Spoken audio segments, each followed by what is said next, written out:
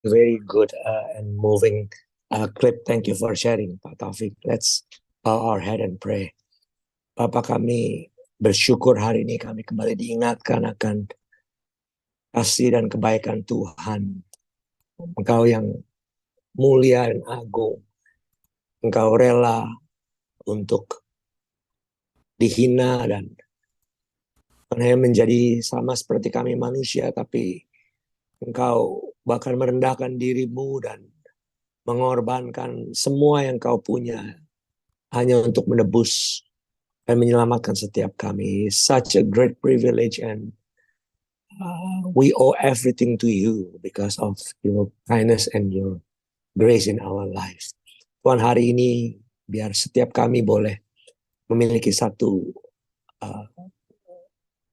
pikiran dan tekad untuk kami hidup bagi Kristus dan menjalani kehidupan kami, memiliki karakter ilahi dalam kehidupan kami, sehingga hidup kami boleh menjadi berkat dan menjadi contoh bagi banyak orang lewat kehidupan, lewat perkataan, pikiran, dan perbuatan kami. Firman-Mu sebentar disampaikan, urapi setiap kami, biar setiap firman Tuhan disampaikan, all words that are coming from my mouth, it's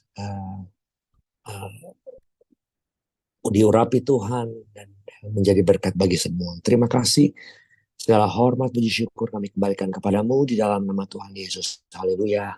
Amin. Amin.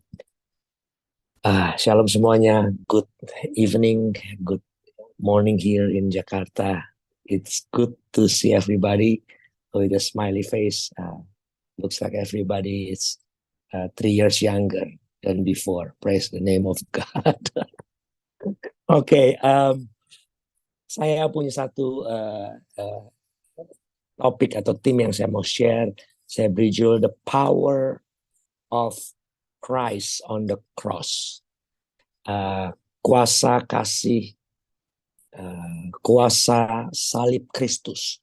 Kita semua tahu bahwa kita adalah orang yang berdosa. Ada dua macam dosa. Yang pertama dosa perbuatan, tapi there's other sin is called original sin atau dosa warisan yang memang sejak manusia pertama Adam. Ya, Roma 3:23 katakan karena semua orang telah berbuat dosa dan telah hilang kemuliaan Allah. There you go. Semua orang telah berbuat dosa, nggak ada yang terluput dan hilang kemuliaan Allah.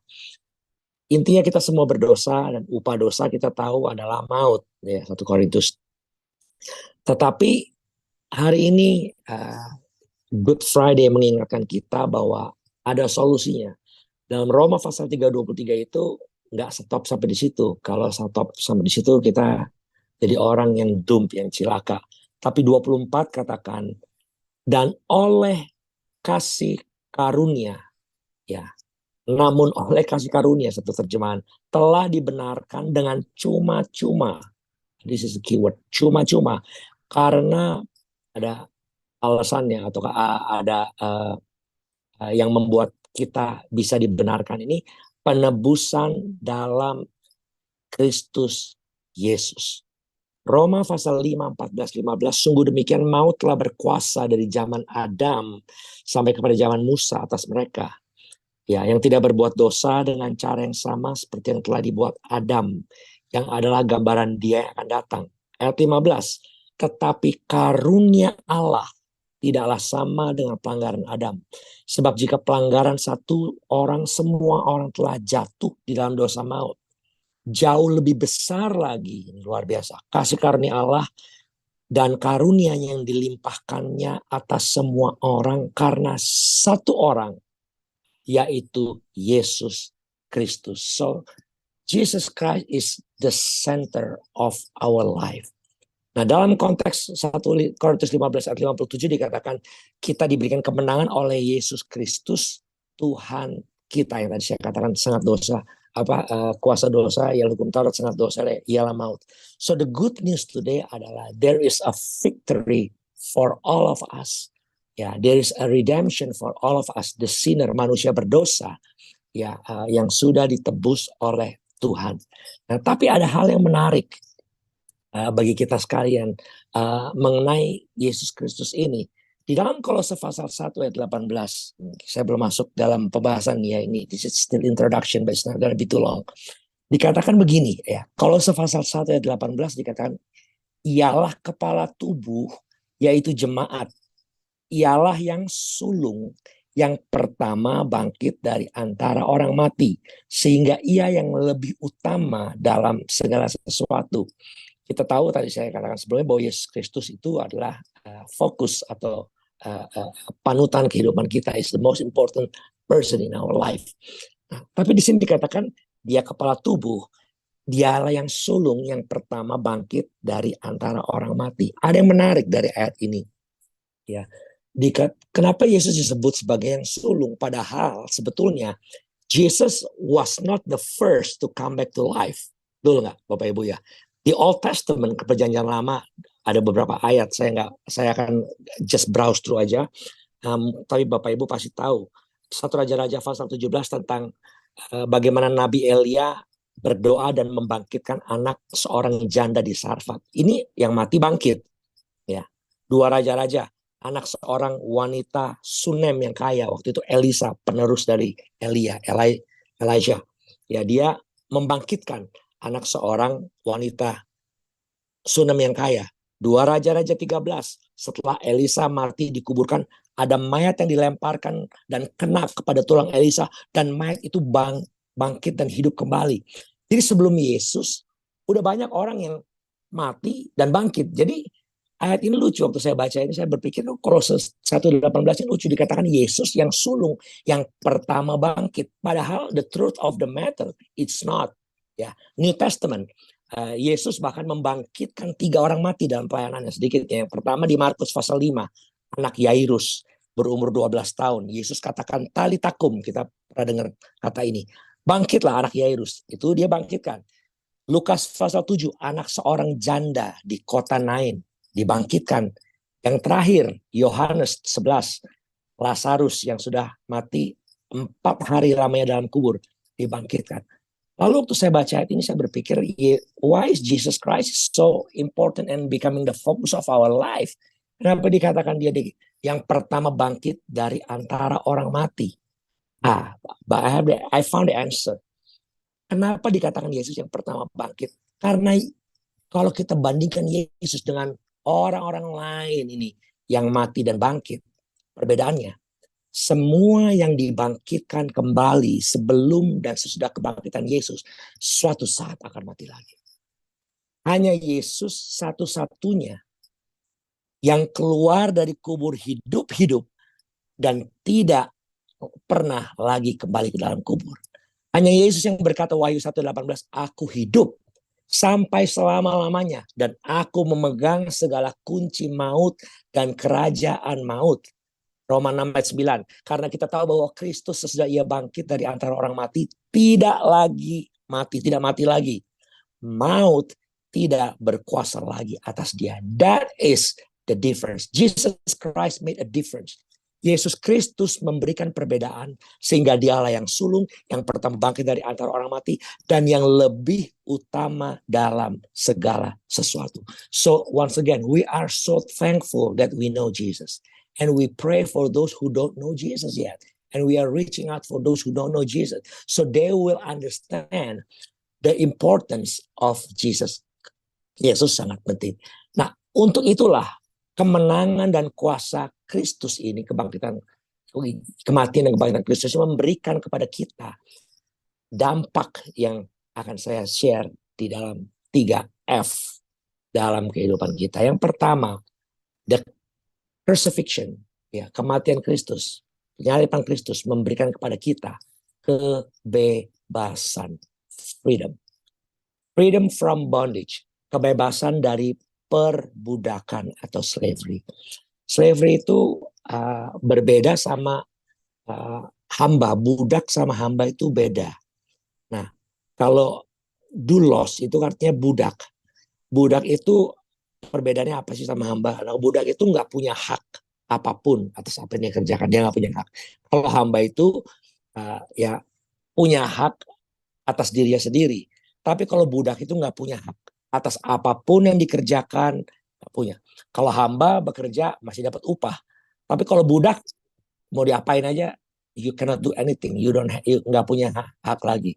Budak belongs to the master. Dia punya milik dari seorang tuannya.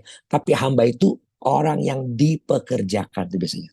Nah, Yohanes 8:36 berkata, jadi apabila anak itu memerdekakan kamu, kamu benar-benar merdeka. Kita yang adalah budak dosa, kita yang adalah orang yang saya katakan sebelumnya tadi harusnya mati, ya, yang berdosa, kita dimerdekakan, kita ditebus, diberikan hak oleh majikan agung kita Tuhan Yesus Kristus, dan kuasa Kristus di atas kayu salib ini memberikan kepada kita kebebasan dan kemerdekaan dari perbudakan atas dosa.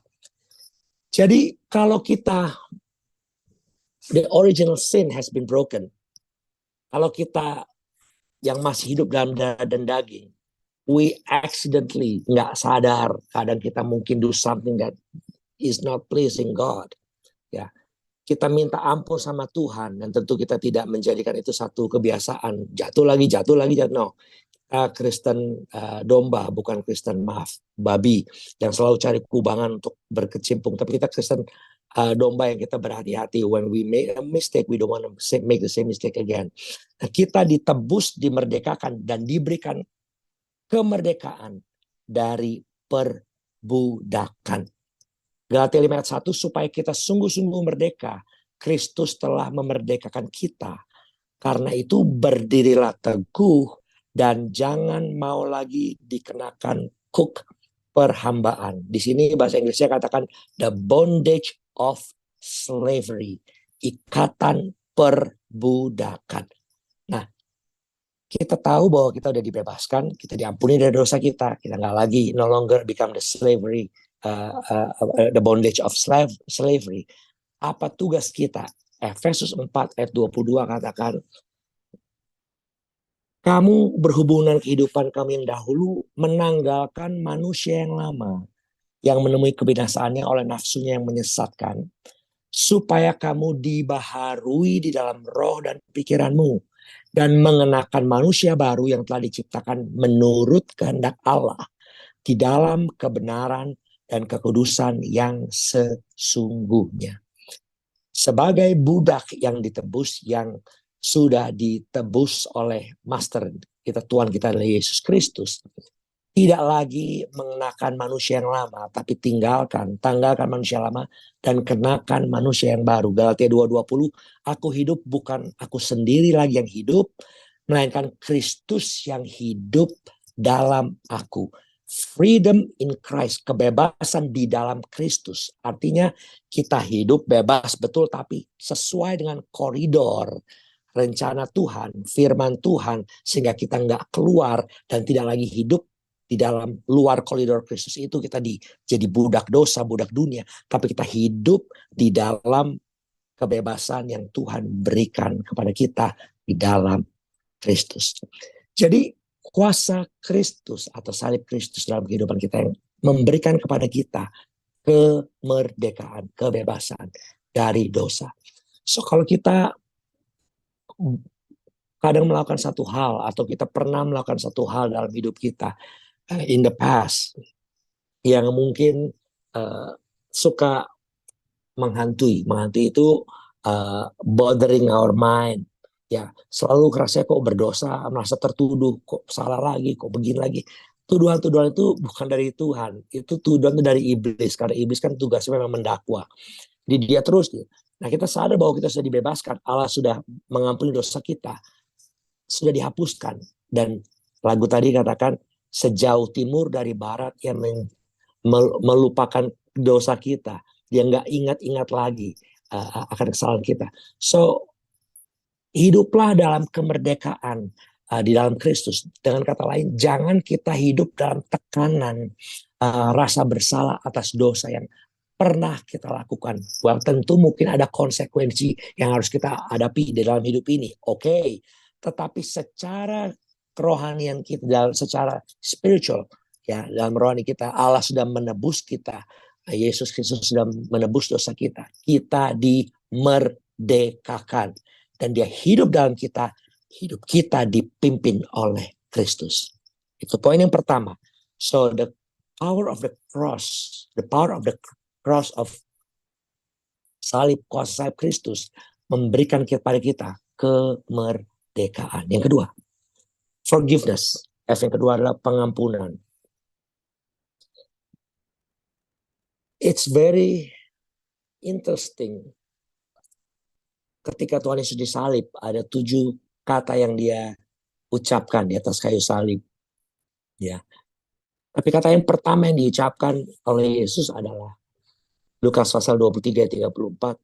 Ya Bapa, ampunilah mereka, sebab mereka tidak tahu apa yang mereka perbuat. Pertama kali ketika dia difitnah, dia diadili dengan tidak adil, dia harus carry on the cross. Ada 10 station di mana dia harus lewat. Dia terjatuh berkali-kali sampai dibantu oleh seorang bernama Simon dari Kirene. Dia tergantung dan sekali-sekali tadi drenched in blood. Saya bayangkan itu dia pikul salib. Bapak Ibu, salib itu saya find out berat sebuah salib itu 300 pounds. 130 sekian kilogram. Kita yang normal aja, sehat, keadaan tubuh baik, suruh carry 130 kilogram diseret begitu ya. I don't think we can do that. Dia kan salib kan palang begini. Ini palang ini mungkin sekitar 40 kilo, tapi yang berat itu yang vertikal ini. Dan dia have to carry the whole thing. Nah dia ini dipukul waktu Yesus itu dicambuk. Cambuknya itu satu kali punya 3 mata ya, punya 3 kepala. Dan isinya itu paku-paku ya yang waktu dia ada 13 kali cambukan. Satu cambuk itu berarti ada 3 bagian. Lalu kemudian ditarik. You can imagine, saya waktu bayangkan ini tuh Yesus tubuhnya udah habis lah, tercabik-cabik. Darah dan banyak keluar darah. Lalu kering juga karena panas. Yet he has to carry this cross all the way. Sama kepada Golgota itu jaraknya maybe less than a mile. Tapi untuk jalan yang hilly, menanjak dengan beban yang sangat berat. Secara manusia, dia udah mungkin gak kuat. Belum lagi malam sebelumnya bukankah dia berdoa. Waktu di Taman Getsemani sampai peluhnya itu seperti darah. Berarti he is in the total pressure. The heaviest pressure on his life. Saya ada satu khotbah berjudul The Crisis of Christ. Krisis Tuhan Yesus yang paling parah itu adalah waktu dari Taman Getsemani itu. Dan ini, the whole rentetan ini sampai di Golgota ini. And yet, setiap pengalaman dan pengalaman yang dialami Yesus, yang pertama kali dia sampaikan adalah, Bapa, yang katakan adalah, ampunilah mereka. Forgiveness ini hal yang luar biasa. Nah, apa sih dampaknya dalam kehidupan kita? Kalau saya boleh jujur buat kita, saya dan Bapak Ibu saudara sekalian, kalau berbicara mengenai pengampunan ini mudah untuk diucapkan tapi sulit untuk dilakukan, betul nggak Bapak Ibu? Ya, kalau orang berbuat baik sama kita, lalu kita berbuat baik sama mereka itu wajar. Tapi kalau orang yang berbuat nggak fair sama kita, dan we have to forgive them, I think it's gonna be very difficult. Gitu. Tetapi berkaca atau mengingat dari peristiwa Jumat Agung, the Good Friday, di mana Yesus mengampuni orang yang menyakiti dia, orang yang and they don't deserve any of this. Tapi Allah Yesus begitu memiliki kasih Allah sehingga dia bisa mengampuni. Dan itu harusnya menjadi satu tekad atau dorongan bagi kita untuk kita pun memiliki hati yang sama. Bukankah the goal of as Christian adalah menjadi seperti Kristus, to be like Christ. Salah satunya adalah punya karakter yaitu mengampuni. Makanya tadi ayat sebelumnya Saya baca kita diperbaharui. It's something that is a process. It's not happening one time or one day. It's a process. Tapi saya berdoa biar hari ini kita sadar bahwa kita sudah diampuni sehingga kita punya hati untuk mengampuni orang. Ya, dimerdekakan sebagai hamba. Yang kedua, kita punya hati yang mengampuni. Seorang psikologis, divine forgiveness adalah kesadaran keputusan yang disengaja untuk melepaskan, let go, perasaan kebencian atau pembalasan terhadap orang atau sekelompok orang yang telah menganiaya kamu. Tidak peduli apakah mereka sebenarnya pantas menerimanya atau tidak. Saya mau let me share here a little bit. Jadi waktu kita mengampuni itu mengenai pengampunan, bukan karena orang itu, tapi it's within ourselves. Nah, ini penting untuk kita tahu. Jadi kita yang harus lepaskan, kita yang harus berikan, bukan bagaimana orang terhadap kita, tapi bagaimana keputusan kita yang harus lepaskan, kita yang harus lakukan. Oleh sebab itu kalau orang bilang, oh dia nggak bisa mengampuni karena dia, kan bukan. Sebetulnya kita tidak bisa mengampuni karena kita belum melepaskan, kita belum ambil keputusan untuk mengampuni. Oh, this is deep and yet powerful. Saya masih belajar, and honestly I'm struggling myself in this area. We all have, but we pray that we every day, kita belajar setiap hari kita bisa melepaskan ini sehingga kita betul-betul kematian Kristus, ya, kuasa salib Kristus yang mengampuni dosa kita itu sungguh-sungguh maksimal dan efektif, efisien, dan kita terapkan dalam kehidupan kita. Bagi orang percaya, kita lanjut ya. Pengampunan itu artinya mengampuni unconditional, tanpa syarat.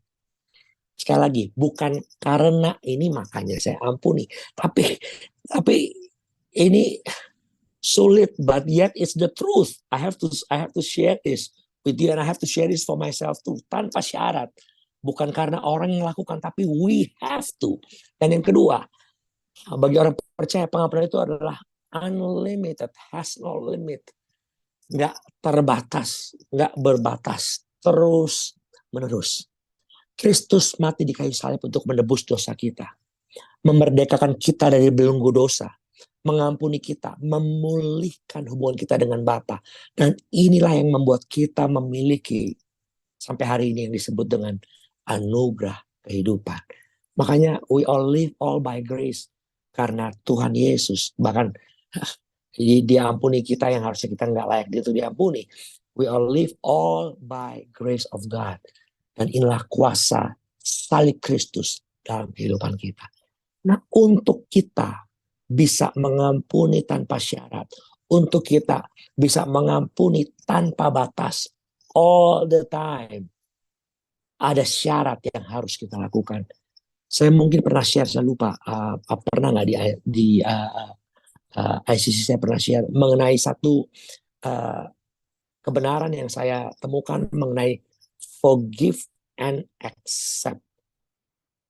Ya, kalau kita sering dengar, oh, people do harm for you, you must forgive and forget. Forgive and forget. Secara lewat kita pikir benar juga ya, kita mesti melupakan. Tapi jujur aja, I don't think I can. Kita punya manusia itu diberikan memori untuk kita ingat. Kalau kita mau ulangan kan nggak mungkin. Tolong kita mau ulangan ya, yang udah kita belajar kita lupain aja, ya nggak bisa. Udah nyangkut di sini ya kan, udah masuk ya nggak bisa keluar lagi.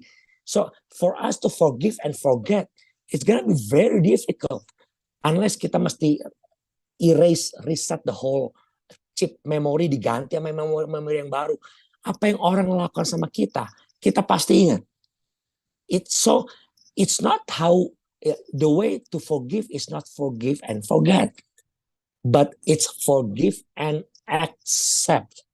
Menerima bahwa semua yang terjadi dalam kehidupan kita itu Tuhan izinkan untuk membentuk kita, untuk memberikan kepada kita, memproses hidup kita, untuk memberikan kepada kita satu pengertian bahwa you know what, bahwa nggak semuanya hidup itu seperti honey and sugar, everything is good. But there are things that you have to experience, and kita mesti terima itu. Waktu kita bisa menerima, barulah kita bisa mengampuni. So it's not forgive and forget, but it's forgive and accept. Justin Bieber, ya, seorang we all know Justin Bieber ya. Ada satu album yang berjudul Lifetime. Dia punya satu lirik ini. Saya orang musik, saya dengar lagu macam-macam ya. Dia ada lirik satu lagu dia judulnya Lifetime. Liriknya ngomong gini, some people bring you a million blessings. Some people teach you a million lessons. Ya, di dalam hidup ini, we don't win or lose. Sometimes we win, sometimes we learn. So we never lose, because everything that happens in our life is a learning process. Jadi, when we learn to forgive others, seperti Yesus mengampuni kita tanpa syarat, ya, dan dia mengampuni kita. Kalau kita berbuat dosa ini, dia minta ampun sama Tuhan, dia ampuni kita lagi. Ya, that means it's unlimited, terus menerus. Nah, that's what we have to do. And in order for us to do that, kita harus belajar untuk menerima. Izinkan saya share satu kesaksian yang mungkin Bapak Ibu tahu, karena orang ini ada di tempat Bapak Ibu Saudara berada. Holland J. Hutchison, lahir 4 Juni 43. Dia lahir di Saint Louis. Ya, dari sini. Ayahnya seorang veteran Perang Dunia Kedua. Setelah kembali dari Perang Dunia itu, biasa orang kalau pulang dari perang itu dia mesti ikut karantina, karena mungkin jiwanya mesti di reset lagi, pikirannya, anxiety and all. Nah, dampak dari yang terjadi oleh papa dari Miss Pauline ini, dia punya kebiasaan sexual attitude yang nggak wajar.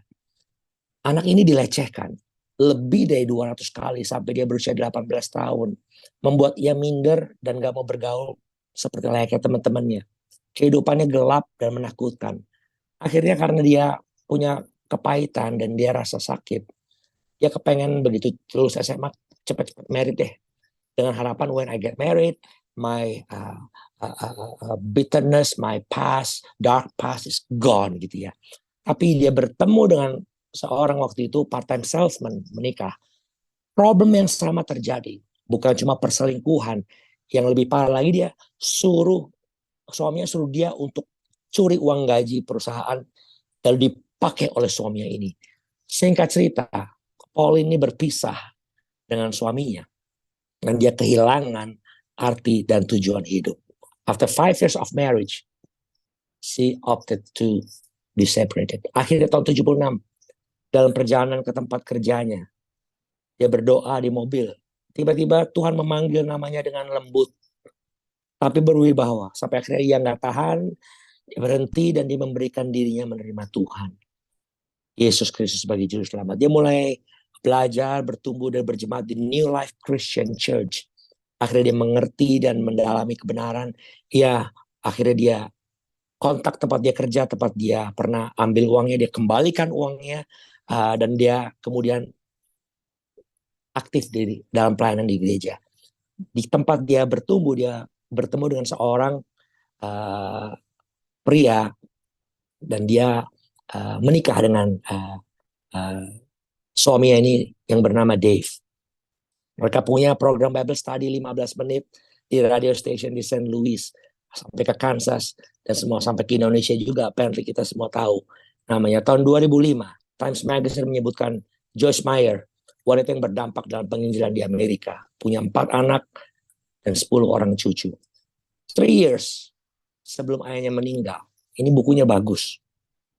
Ayahnya minta Joyce untuk memaafkan kesalahannya, dan waktu dia maafkan, maka hari itu juga ayahnya terima Tuhan Yesus. 8 hari kemudian ayahnya dibaptis. 3 tahun akhir hidup ayahnya menjadi pria yang mengasihi Tuhan dan keluarga. Walaupun secara physical and emotionally she was being abused. Tetapi Tuhan mengubah semuanya sehingga ia menjadi berkat bagi banyak orang, terutama wanita yang mengalami problem yang sama dalam hidupnya dan diubahkan Tuhan. And I believe not only hundreds, thousands, maybe millions of women who are being blessed by her life. Tapi harus ada satu proses yang unfortunately harus dia lakukan. Tapi dia belajar untuk mengampuni, melepaskan pengampunan. Nah, hari ini saya berdoa biar kiranya pengampunan dari Kristus ini nggak menjadi sia-sia dalam kehidupan kita. Dan ini nggak akan menjadi sia-sia waktu kita belajar mengampuni sesama kita. F yang terakhir, ketiga. Pertama tadi freedom, yang kedua forgiveness, yang ketiga future. Ya, oke, kita skip ini aja Pak. Ya, future. Masa depan, everlasting future. Future itu masa depan, artinya periode waktu yang akan datang, ya. Period of time that is to come. Jadi belum terjadi tapi yang akan datang. Something that will happen in the time to come. Sesuatu yang akan terjadi di masa yang akan datang. Firman Tuhan katakan Yeremia 29 ayat 11. Sebab aku ini mengetahui rancangan-rancangan apa yang ada padaku mengenai kamu, demikianlah firman Tuhan. Yaitu rancangan damai sejahtera dan bukan rancangan kecelakaan, memberikan kepadamu hari depan yang penuh harapan. Plans to give you hope and a future.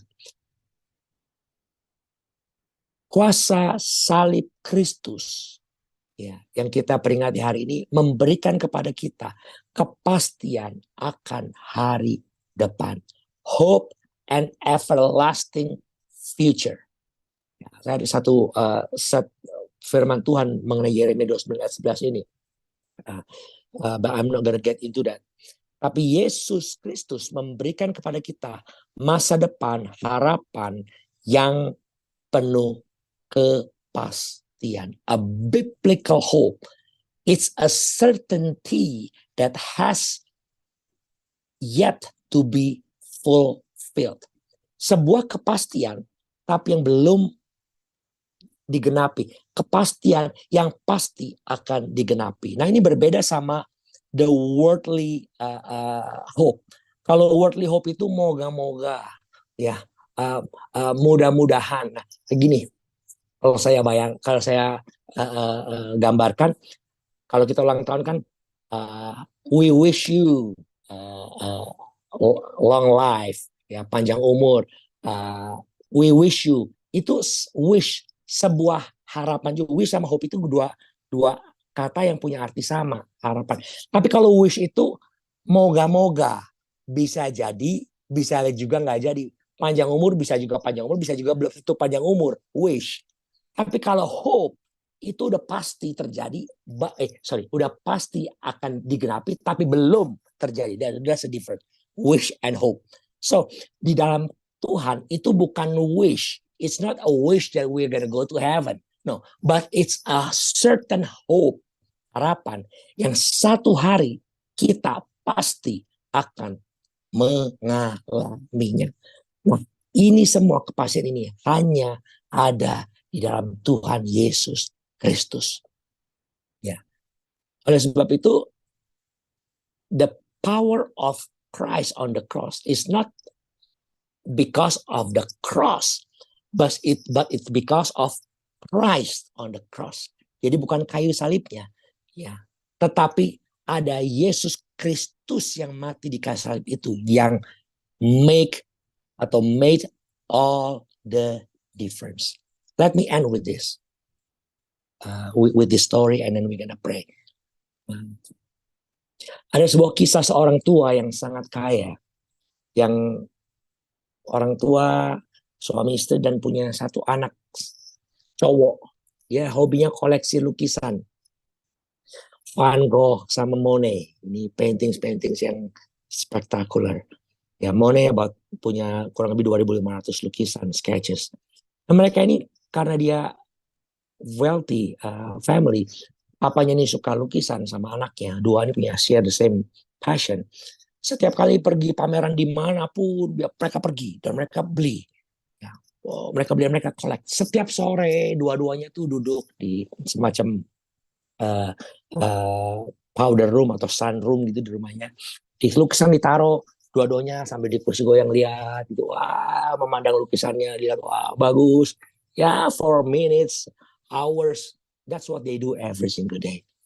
Sampai satu hari anak yang laki-laki ini yang cuma satu ini dipilih dan ditugaskan untuk uh, in the army untuk menjadi bagian di dalam medical karena memang dia punya background di medical. Satu hari ketika dia datang, dia harus harus pergi bertugas, dia tinggalkan papa dan mamanya. Nah 3 bulan setelah dia pergi, istrinya meninggal. Jadi suami ini terpukul sekali ya, papanya terpukul sekali karena dia cuma tinggal sendiri. Sekarang anaknya pergi, dia nggak ada ibunya. Every single day dia cuma enjoy the painting by himself. Sampai satu ketika dia dengar kabar bahwa anaknya waktu dia coba menyelamatkan satu temannya yang wounded in the war, kena tembak, nggak selamat, akhirnya anaknya pun meninggal. Dia dengar berita itu, semakin terpukul lagi, dan dia habiskan waktunya kursi goyang itu.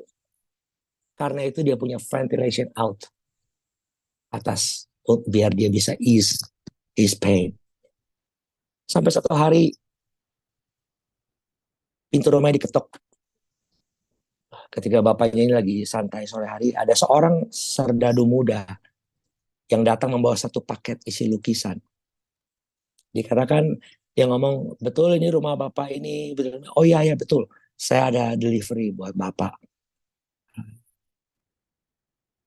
Dia bilang saya adalah salah satu dari beberapa teman yang gotong mayat anak bapak waktu dia tertembak. Dan saya notice waktu saya ke kamar dia tuh suka lukisan. Makanya saya coba sebisa saya lukis muka anak bapak ini dengan sketch. Saya siapkan dan hari ini saya bawa untuk kenang-kenangan buat bapak. Wah, bapaknya being so thankful. Terima kasih banget, ini the most precious painting. Karena ini foto dari anak yang dia kasihi. Pulang. Dan setiap sore, instead of looking at this Monet and Van Gogh, dia lihat foto sketches anaknya dengan kursi goyangnya itu. Terus enjoy because he missed anaknya so badly. Singkat cerita, dia meninggal. Laki-laki tua ini meninggal. Dan dia meninggal, dia tulis surat warisan. Tolong, kalau saya meninggal, semua lukisan saya ini, koleksi ini, dilelang saja. Tapi sebelum semua ini dilelang, please, lelang dulu lukisan, gambar, sketch anak saya dulu. Baru setelah itu, the rest of it. Oke, akhirnya udah ada surat warisan itu, mulailah lelang itu dibuka. Ketika acara lelang dimulai, banyak orang datang untuk mereka udah nggak tahan. Oh, we wanna buy Van Gogh, we wanna buy Monet. Tapi MC dari auction itu bilang, sebelum we gonna start with all this Monet and Van Gogh auction, saya mau lelang sketches ini dulu. Siapa yang mau beli lukisan ini? Anybody? $1,000?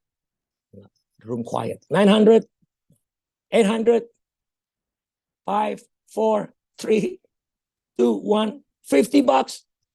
Nobody even wants to buy it. Tiba-tiba di belakang ada seorang angkat tangan. Is $10 okay? Daripada nggak ada yang beli, akhirnya diketok. Top, $10. Okay, good. Oh, bertepuk tangan orang-orang. Okay, now done. Now bring out all the Monet and Van Gogh. Cepat-cepat, mana-mana. Tapi the whole room was surprised. Karena tiba-tiba MC itu, ya Master Salmon dari Lalang itu, auctioneer, dia ketok palu. Tak, tak, tak. The auction has ended. Orang-orang bingung loh. What do you mean auction has ended? Mana Monet? Dia bilang begini. Di surat warisan itu, pemilik lukisan ini tulis bahwa siapa yang membeli dan mengambil lukisan wajah anaknya, he or she is entitled to get all the paintings collection that he has. Bapak yang punya keluar $10 langsung mau pingsan karena tiba-tiba dia punya semua lukisan itu. Punya satu, punya semuanya. Where am I going with this illustration atau story? Waktu kita menerima Tuhan Yesus sebagai Tuhan dan Juru Selamat, not only we have our current life, but we have a definite future. Harapan masa depan yang pasti di dalam Kristus.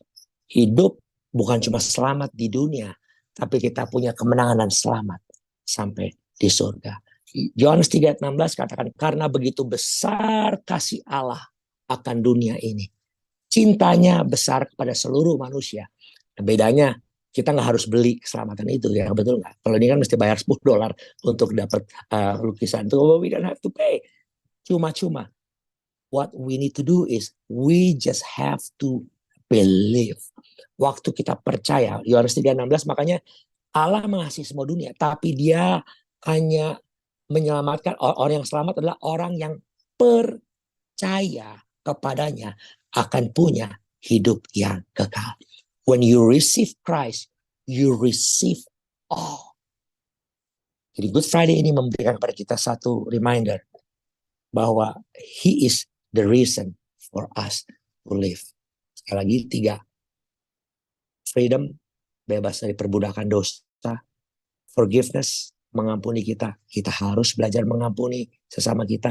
Dan ketiga, future, masa depan yang penuh pengharapan. Amin. Let's bow our head and prayer. Bapa, kami bersyukur kepadamu. Kami kembali ingatkan bahwa kematianmu itu mengubah kehidupan kami. Mengubah the course of our life. Dari yang menuju kepada kebinasaan. Tapi switch kepada kehidupan yang kekal. Terima kasih Tuhan. Kami percaya kepada Tuhan Yesus Kristus. Kami percaya bahwa kami punya masa depan, hari depan. Yang penuh dengan harapan. Penuh dengan kemenangan. Penuh dengan proses. But yet at the end of process kami percaya. Ujung-ujungnya kami pasti menang. Pada akhirnya kami pasti menang.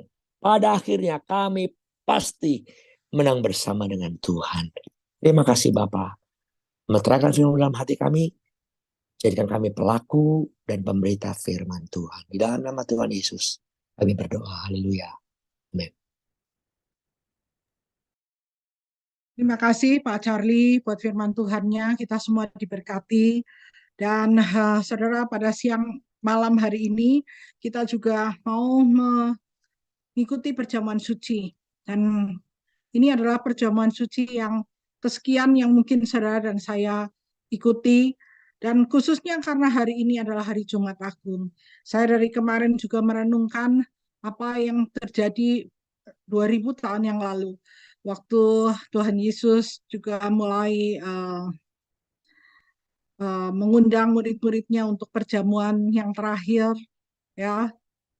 Kalau saudara lihat, saya kirim video Remember Me, the song Remember Me, dan juga waktu tidak lama kemudian Tuhan Yesus harus pergi ke Getsemani bersama dengan murid-muridnya lagi, dan Pak Yudi sempat kirim juga satu video ya tentang bagaimana penderitaan Tuhan Yesus waktu berdoa di Taman Getsemani, dan juga hal-hal yang saya coba ikutin. Oh, tadi jam 12 ya Tuhan Yesus sudah naik ke atas kayu salib. Jam 3 tadi, aduh Tuhan sudah mengatakan it is finished. Bapa, ke dalam tanganmu kuserahkan nyawaku. Dan kalau sekarang sekitar jam 8.32, ini sudah lewatin masa waktu Tuhan Yesus diturunkan dari atas kayu salib dan sudah dikain kafan, sudah dibalsam, sudah masuk ke dalam kubur, dan kubur itu sedang disegel. Sekarang di sini masih hari Jumat, tetapi di Indonesia sudah hari Sabtu, the confusing Friday, Saturday, di mana murid-muridnya bingung, murid-muridnya sedang menunggu apa yang akan terjadi. Tapi kita tidak berhenti sampai di situ karena nanti hari Minggu kita akan memperingati kebangkitan Tuhan. Dan malam ini kalau Tuhan izinkan kita juga boleh mengingat kembali kematiannya di atas kayu salib. Biarlah kita juga tidak menganggap ini sebagai sesuatu rutinitas, sebagai sesuatu yang biasa kita lakukan. Tiap bulan juga ada perjamuan suci. Ya, tetapi kita membayangkan, merenungkan betapa besar kasih Allah akan dunia ini yang sampai Tuhan Yesus itu harus turun ke dunia ini. Dia yang sebetulnya sudah enak-enak sebagai anak Allah, tapi dia mau mengabaikan kesetaraannya dengan Allah ya, untuk turun ke dunia demi saudara dan saya. Dan saya ingat Yohanes 3 ayat 14, tadi ayat 16 dibaca. Tapi ayat 14 berkata, dan sama seperti Musa meninggikan ular di padang gurun, demikian juga anak manusia harus ditinggikan. Supaya setiap orang yang percaya kepadanya beroleh hidup yang kekal. Itu ayat 14 dan 15. Dan baru setelah itu, karena begitu besar kasih Allah akan dunia ini, sehingga ia telah mengaruniakan anak yang tunggal, supaya setiap orang yang percaya kepadanya tidak binasa, melainkan beroleh hidup yang kekal. Dan saudara, ayat 16 sering kita dengar. Dan ayat 14 hari ini, saudara, Tuhan Yesus seperti Musa meninggikan ular di padang gurun, demikian juga anak manusia harus ditinggikan.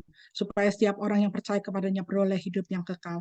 Saya mau mengundang saudara untuk masuk dalam perjamuan suci ini, menyiapkan elemen crackers apapun yang saudara ada, dan juga anggur, mau berupa teh atau minuman lain, air putih juga boleh ya, sebagai lambang tubuh dan darah Yesus yang sudah berkorban, sudah dicurahkan darahnya buat saudara dan saya, tebus dosa kita, dan tubuhnya sudah dihancurkan sehingga sakit saudara dan saya disembuhkan. Bukan hanya sakit rohani yang berupa dosa, tetapi juga sakit jiwa, sakit mental, sakit jasmani, sakit apapun di dalam kehidupan saudara. Roti ini adalah roti hidup. Tuhan Yesus adalah roti hidup. Dan siapapun yang menerimanya, dalam keadaan apapun, akan menerima hidup, akan menjadi hidup. Dan darahnya yang sudah tercurah di atas kayu salib menebus dosa kita sekalian. Hari ini saudara, pada saat saudara masuk perjamuan suci ini, mengangkat roti dan anggur ini, bukan hanya sebagai saudara kebiasaan sehari-hari, kebiasaan rutinitas perjamuan suci, tetapi ini seperti saudara mengangkat cawan, anggur, dan juga roti bersulang. Kalau kita di pernikahan, kita di satu pesta, kita mengadakan toast. Tapi malam ini kita juga mau mengadakan toast bagi Tuhan kita, Yesus Kristus. Amin, saudara. Sebelum kita masuk ke dalam perjamuan suci ini, saya akan membacakan firman Tuhan dari 1 Korintus 11 ayat 26 sampai 31 sebagai berikut. Sebab setiap kali kamu makan roti ini dan minum cawan ini, kamu memberitakan kematian Tuhan sampai ia datang. Jadi barang siapa dengan cara yang tidak layak makan roti atau minum cawan Tuhan, ia berdosa terhadap tubuh dan darah Tuhan. Karena itu, hendaklah tiap-tiap orang menguji dirinya sendiri, dan baru sesudah itu ia makan roti dan minum dari cawan itu. Karena barang siapa makan dan minum tanpa mengakui tubuh Tuhan, ia mendatangkan hukuman atas dirinya. Sebab itu banyak di antara kamu yang lemah dan sakit, dan tidak sedikit yang meninggal. Kalau kita menguji diri kita sendiri, hukuman tidak menimpa kita. Mari saudara, kita ambil waktu sejenak. Kita angkat roti dan cawan, pegang, dan kita mau berdoa. Saudara mengoreksi diri saudara, apakah ada hal-hal yang perlu dibereskan di hadapan Tuhan. Malam hari ini dia hadir di tengah-tengah kita. Walaupun kita online, tetapi dia hadir di tengah-tengah kita. Firman Tuhan sudah dibagikan, bahwa kuasa salib Kristus adalah kuasa yang memberikan kebebasan. Kita amini bahwa kebebasan atas kuasa dosa, maut, dan setan sudah diberikan juga kepada kita, anak-anak Tuhan yang percaya. Tetapi juga kita tahu kuasa salib Kristus itu kita memiliki dan harus melakukan forgiveness. Seperti Tuhan Yesus sudah mengampuni orang yang bersalah kepadanya, yang menyalibkan dia. Kita pun harus bisa mengampuni seperti Yesus. Dan di dalam kuasa salib Kristus itu ada masa depan yang kita imani menjadi bagian kita. Mari saudara, kita berdoa.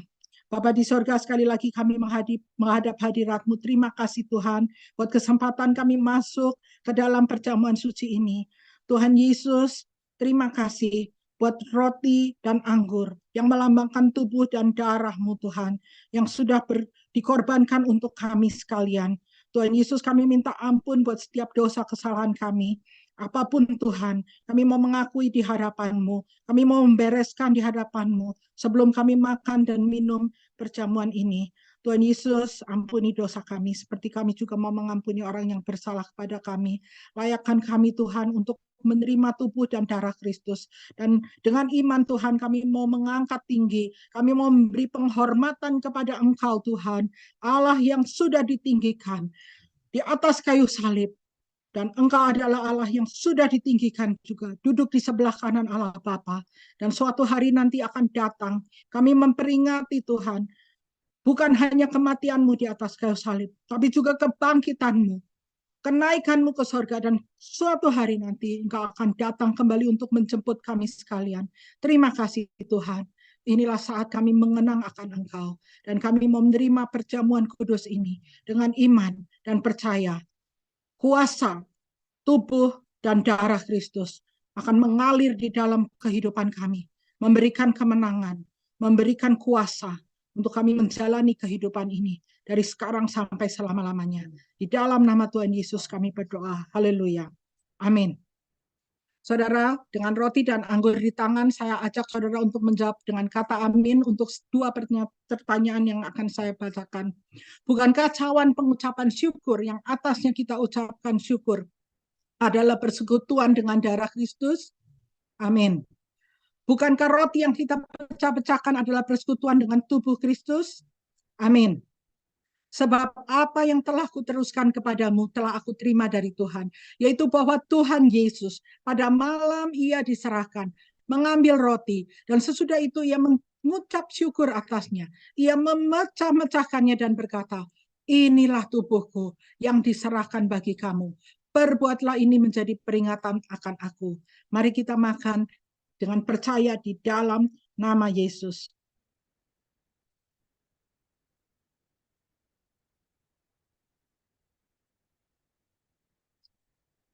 Demikian juga ia mengambil cawan. Sesudah makan, lalu dia berkata, cawan ini adalah perjanjian baru yang dimeteraikan oleh darahku. Perbuatlah ini setiap kali kamu meminumnya menjadi peringatan akan aku.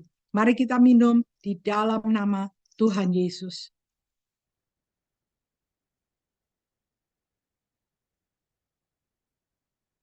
Mari kita ambil waktu sejenak untuk bersyukur, berterima kasih. Terima kasih Tuhan, terima kasih kami boleh makan, minum, perjamuan bersama dengan Engkau malam hari ini Tuhan. Di hari yang spesial, hari Jumat Agung. Dan kami bukan hanya sekedar makan dan minum Tuhan, tetapi kami bersatu dengan tubuh dan darah Kristus. Biarlah tubuh dan darah-Mu Tuhan mengalir dan ada di dalam hidup kami Tuhan. Kami boleh mencerminkan Engkau dalam setiap kehidupan kami. Dan tolong kami Tuhan, agar kami semakin hari juga boleh semakin menjadi serupa dengan Engkau. Terima kasih Bapa, kami percaya kuasa darah Yesus sudah menebus dosa kami, menjadikan kami berharga sebagai anak-anak-Mu Tuhan. Dan kuasa tubuh-Mu Tuhan, bilur-bilur-Mu sudah menyembuhkan dosa kami, menyembuhkan penyakit kami, menyembuhkan segala kesakitan di dalam hati kami. Dan apapun Tuhan yang ada di dalam kehidupan kami, kami percaya yang mati pun Tuhan akan hidup. Terima kasih. Di dalam nama-Mu Tuhan Yesus kami terima berkat perjamuan suci ini. Di dalam nama Tuhan Yesus kami berdoa. Haleluya. Amin.